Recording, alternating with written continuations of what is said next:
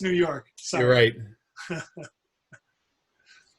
Okay, well, I won't wait any longer so we can get into the movie and then maybe have a discussion afterwards. I'll try my best to explain this without going into too much detail. The video itself does a really good job of showing you what the event was, how they did it. Mary narrated it, so she'll be the one explaining in the video. If you need questions, try saving them, write them down or something, and we'll have them at the end. If they're really, really urgent and we need to pause the video to talk about it, just go ahead and tell me to stop and we can do that. There's just a few of us here. We're not getting a big crowd, so it will be easy for me to do that. But basically, it's one of our very famous Rotary trips that many Rotarians have the ability to do, where they'll go out and do some very good things in the world, and not necessarily just around Farmington or wherever. This one was, and I hope I get it right again, Kenya. Yep. And it's, I was trying to explain it to my wife the other night, but saying it's a trip that encompasses an eye clinic. And you'll see as we go through the video itself. It's a very, very, very good project. And it's amazing what can be achieved when Rotary and Rotarians get together. So I'm going to turn this on and then switch to sharing that screen. As Mary just told you, it's going to be just short of half an hour. Okay. Hope it'll keep you awake. Karibu Kenya, welcome to Kenya. We would hear that phrase many times over the next 2 weeks. This was the third consecutive year for an eye care trip to Kenya to provide 5 eye clinics for people in Nakuru, a city north of Nairobi. The 17 team members gathered at the Detroit airport at 1 o'clock for a 4 o'clock flight. Pretty quiet We there. each packed 1 checked bag in order to use the other allowed bag for equipment and glasses for the clinics. The trip was organized by Dr. Nelson Edwards, a member of VOSH, Volunteer Optometric Services to Humanity, and also of the M36 Rotary Club. Working through a fellow Rotarian of the Utumishi Rotary Club in Kenya, Nelson was able to schedule this trip. We flew from Detroit to Frankfurt, Germany, where, after a 5-hour layover, we flew to Nairobi, Kenya. Arriving at the Nairobi airport, we exchanged our US dollars into Kenyan shillings and exited with all the supplies and personal luggage. It was great to see our tour guides with whom we had worked last year. They taught us to say 1, 2, 3 in Swahili when we're taking pictures. That's moja, mbili, tatu, instead of saying uno, dos, tres in Spanish.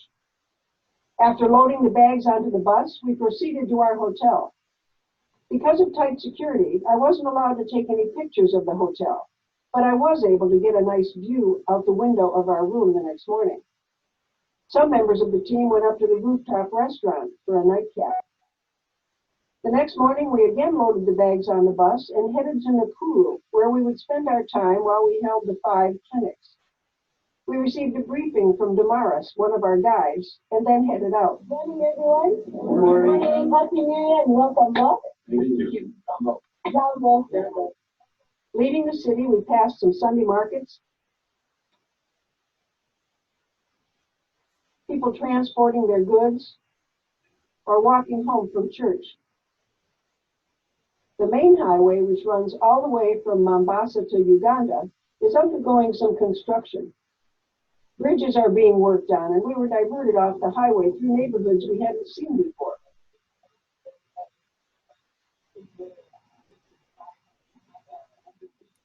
Stopping at the Rift Valley Overlook, we had the opportunity to buy souvenirs. Of course. As we left the overlook, it started to rain, and we had to stop so Patrick, our driver, could cover the bags.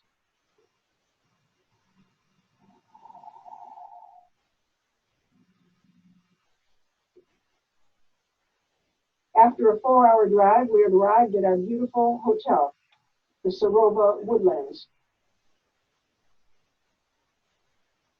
And and the view from our room was very relaxing. Dinners at the hotel were always very good. There were many options.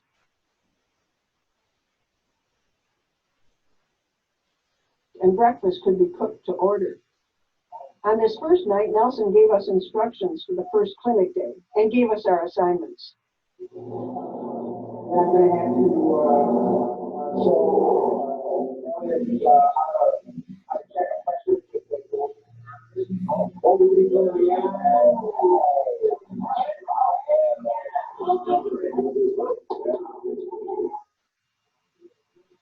The next morning, we assembled for our traditional team photo, and then it was on to clinic, day one. It was raining our first day of clinic. We would work under tents in a field. We had to wait while they finished setting up the tents. They should have had them ready when we arrived so we could get started. But once the tents were ready, we could begin setting up the equipment and arranging the glasses. The people often walk a long way to get to the clinic. Many wait all day to be seen, and some, unfortunately, have to go home without ever seeing a doctor due to lack of time. The clinics always follow the same procedure. The patients first go to registration for an intake. The information is written on a sheet which will follow them through all the stations of the clinic. Every day we use a different color sheet so we can keep track of how many patients we saw each day. Once they finish the intake, the patients proceed to visual acuity, and the results of that test are written on the sheet. They continue on through all the various stations until the doctors decide on a prescription for their glasses if they are indeed found to need one. Then they proceed to dispensing. Many organizations help to make this possible. The Rochester, Michigan Rotary Club donated money for 2 4-opters and 4 support arms. A 4-opter is a piece of equipment helpful in determining prescriptions. Maui Jim donated very good sunglasses for those determined by the doctors to need them. The prescription glasses are purchased from the Lions Club. The Clarkston, Michigan Rotary Club used a district grant to purchase non-prescription reading glasses. Some patients are found to only need reading glasses, and also, by the last day of clinic, some prescriptions might not be available, and readers are the only option. Team members Sally and Jen provided handmade glass cases for the patients to protect their glasses. Mark and John brought notebooks and pencils for the students. We were next door to a school, so the away team went to the school to screen the students.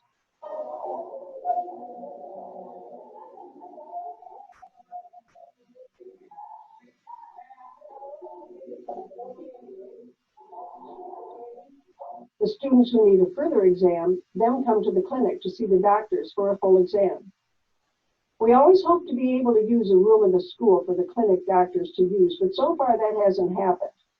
The doctors have a difficult time working in a tent because they can't get it to be dark enough for a proper exam. Most of the people who come to the clinics do not speak English, or maybe they are just more comfortable speaking Swahili. So we have very capable interpreters helping at every station.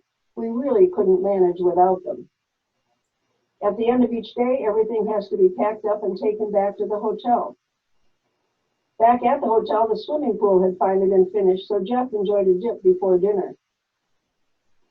We drove to the clinics early, and the streets were pretty quiet in the morning. The markets were just opening. Driving to the second clinic, we saw more agriculture. Arriving at the second clinic site, the equipment again had to be unloaded and everything set up again. For this and the remaining clinics, the doctors would have buildings to work from, and they could get the examining rooms darker.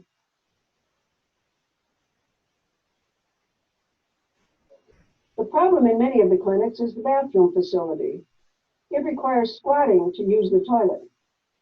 This year, Nelson brought along a walker, which he cleverly fitted with a comfort seat, and our driver Patrick placed over the hole.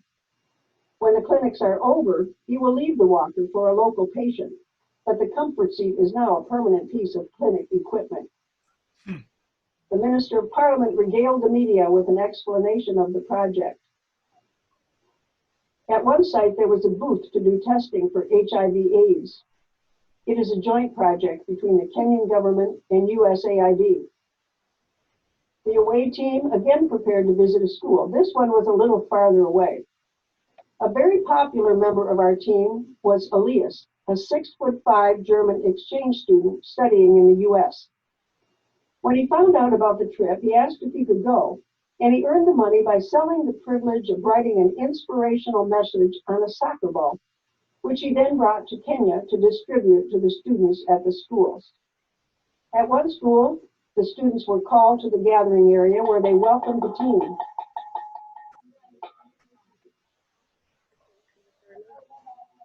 Mark brought notebooks for the students, and they were very grateful. Elias presented the balls to 2 boys and 2 girls. Good? Yeah? All right, perfect. So these balls, we basically to you, they help me to fund my trip, so I'm able to go. And now I want to give them back to you, so you have enjoy with that, and I hope you have a really great time with all the And then the school dismissed for a soccer game.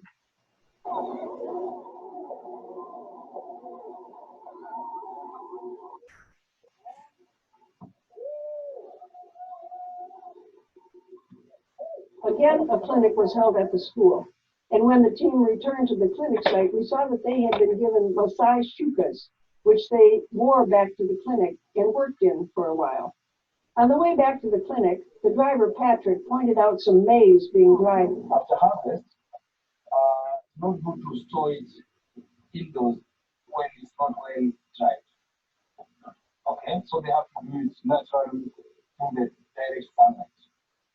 Maize, or as we call it corn, is a major staple here, both dried and made into flour or eaten like we eat it on the cob. We saw an enterprising lady selling it at the clinic, along with some watermelon. After 3 days of clinic, we had a day off. We drove an hour south through a different kind of scenery. This was a nursery, and we passed some people selling onions and potatoes, passed a funeral procession. Well,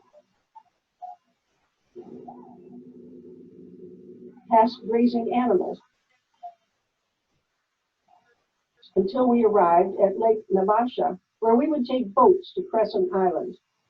Actually, it's not an island at all, but a peninsula. Our guide said it used to be an island, but now, because of all the water being drained off to the large flower farms, the lake is down. Although this year has been very wet, so the water level is a little higher than it has been. On the way to the island, we saw many types of birds and fishermen fishing for tilapia. We visited hippos in the water. Once on the island, we could wander among the zebras, giraffes, gazelles, wildebeests, and other animals. The animals are free to wander in and out, to and from the mainland, as there are no fences. We saw fishermen preparing their nets. Our guide told us this is where the movie Out of Africa was made. From there, we went to Wildfire Flowers. There we saw 7 huge greenhouses where 15 varieties of roses are raised.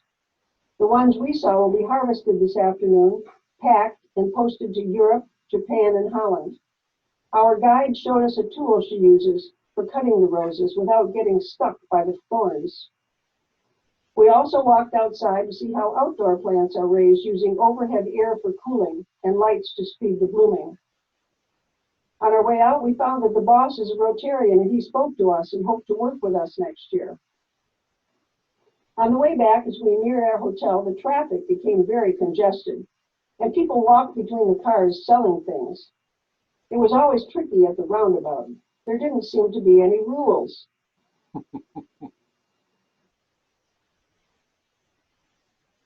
oh yeah. The morning after our outing saw a lot of sunburned faces and arms. But today it was back to work. We had 2 more clinic days at 2 different sites. One needed a little landscaping. The away team would be going to another school, so Patrick and Elias pumped up some more soccer balls, and they were carried to the school for distribution. He presented 4 balls to the upper school. I brought you some soccer balls. Each and every one of these soccer balls is signed by people in Michigan. The children sang a song in thanks.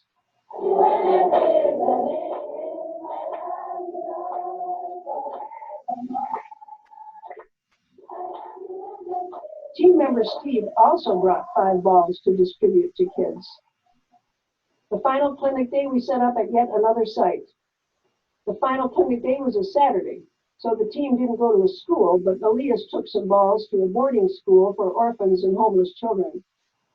There are also some day students who live in the area with their families, and they come to school here so the other students don't feel like they're different. After the last day of clinic, we headed up to the Menengai crater at over 7,000 feet, a massive shield volcano with one of the biggest calderas in the world. Volcanic activity continues, and a current project under the Geothermal Development Company is at an advanced stage toward geothermal power generation. There was a sign there that gave a nod to Evanston, Illinois, the home of Rotary International. One evening back at the hotel, we held a clinic for the hotel staff.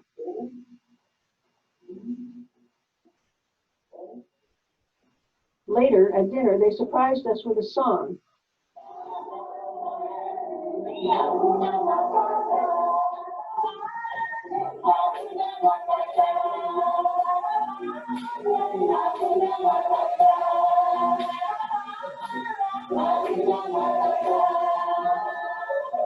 And a celebration cake for Lois and Lee's upcoming 50th wedding anniversary. On our last evening in Nakuro, we attended an outdoor thank you party given by the Minister of Parliament.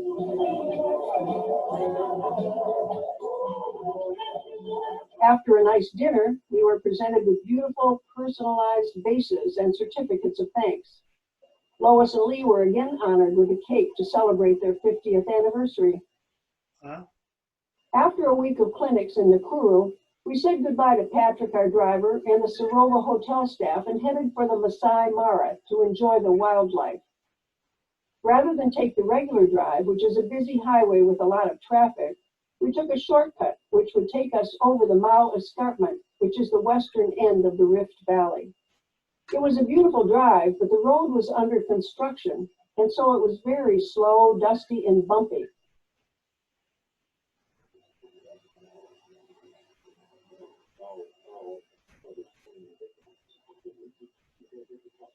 We came upon a mule that had been tied to a tree, but he fell into a ditch and was being strangled by the rope. Elias had a knife and cut the rope, freeing the mule, and when they started pouring water on his face, he finally got up and walked away. What a relief that was. The weather has been very wet, and we encountered flooded and very muddy roads. We thought this shortcut would take us straight to the gate near our hotel, but another flooded road sent us on another long and bumpy trek. Finally arriving at the park gate, the Maasai women were very aggressive in trying to sell their jewelry. Between the gate and our hotel, we saw a number of animals. We saw a group of nomadic male lions on the hunt. Obviously oblivious to us, they walked down the road right in front of our vehicles. We saw some resting lions, an elephant, and a giraffe, all this on the way to our hotel. We stayed at another Sarova hotel, this time the Sarova Mara. Our accommodations were very nice tents with hot water bottles brought in every evening. The walk to breakfast was pleasant with beautiful accompaniment.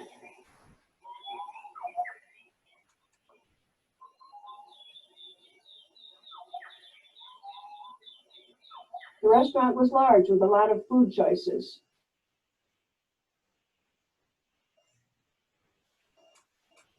Some of the group decided to take advantage of the pool in the afternoon. There was an organic garden on the property. There were a number of activities for people to enjoy while they were here. One option was a balloon ride, and many of the group took advantage of it. They could see a lot of animals from the air, and after the ride, they enjoyed a champagne breakfast. One night there was a Maasai presentation, and another night a cultural talk. Every day we had the opportunity to go on game drives. Just seeing the animals in their natural surroundings was amazing.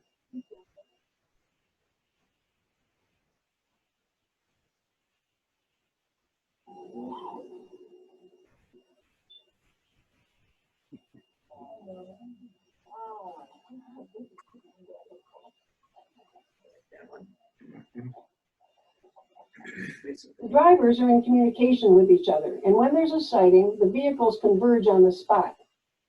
We were fortunate to see an elusive leopard, and it was quite a festive occasion with all the vehicles joining in. The drivers are skilled at parking so that they aren't blocking anyone's view. When we saw the cheetahs and they decided to lie down in the road, traffic came to a stop until they decided to move. The drivers are at the mercy of the animal residents. We drove to the Mara River to see the hippos. Because of all the recent rain, it was very muddy. At one point, the drivers weren't sure they could make it through some mud. Our driver decided he could do it.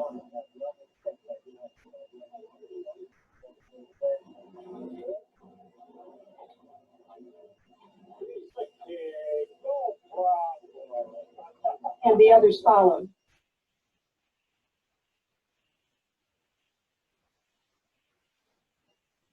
The night before we left, some people decided to skip the game drive and instead visit the nearby Maasai village. They learned about the culture, saw their homes, and were entertained with the Maasai jumping dance.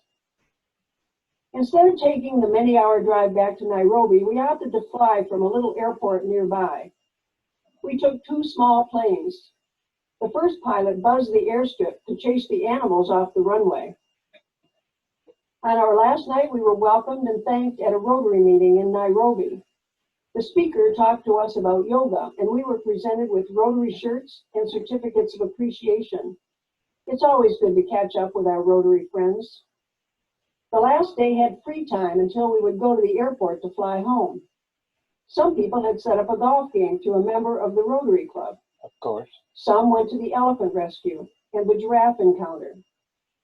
They also went to a new attraction, a bead factory, where single women are employed to make beautiful bead necklaces and earrings. Nelson and 2 others met with Vice President Ruto and Minister of Parliament Kimani to be thanked for the help and service we provided. Jeff and I had met a woman from Nairobi when we were in Hamburg at the International Convention. We met up with her in Nairobi, and she took us to see her racehorses at the racetrack and then out for an African meal. Notice there are no utensils. We ate with our fingers. We all take away many warm memories. We saw 2,198 patients. Pam was able to find a pair of glasses for a baby whose eyes went in opposite directions and would go blind if not treated. She not only found the prescription, but also an appropriate size for one so small. While at clinic, Jeff met a veteran of the Mau Mau uprising against the Brits in the 1950s, and he had fought on this very property we were on. Nelson brought a wheelchair from World Medical Relief to give to a woman who last year was carried to the clinic on her son's back. At the hotel, Jeff met some former Peace Corps volunteers who had served in this area. They were able to spend some time visiting and shared Peace Corps stories. Dr. Amy met a patient that was 120 years old.